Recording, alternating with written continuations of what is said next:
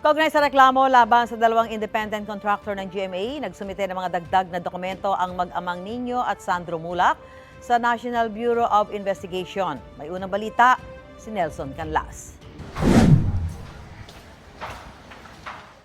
Muling nagtungo sa opisina ng NBI sa Quezon City si Nino Mulak at anak niyang si sparkle artist Sandro Mulak. Nagsumiti sila ng ilan pang dokumento para pagtibayin ang kanilang reklamo laban sa dalawang individual.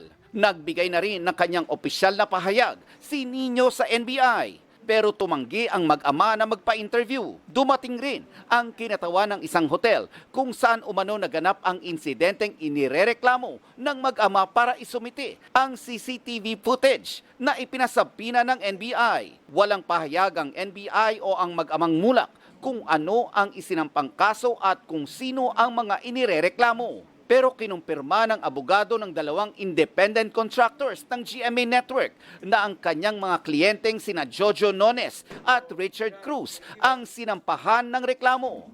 Natanggap na rin daw nila ang sabina mula sa NBI Public Corruption Division para sa isang hearing sa Biyernes ng hapon. Sina Nones at Cruz din ang iniimbestigahan ngayon ng home network ni Sandro na GMA matapos silang ireklamo ng batang aktor noong isang linggo. When sila Sandro nga filed the written complaint with GMA, we already gave them notice of preventive suspension pending the investigation, and yun nga, we constituted an independent body to conduct the formal impartial investigation of the case. And of course, we have to abide by the rules of due process. Ito ang unang balita. Nelson Canlas para sa GMA Integrated News.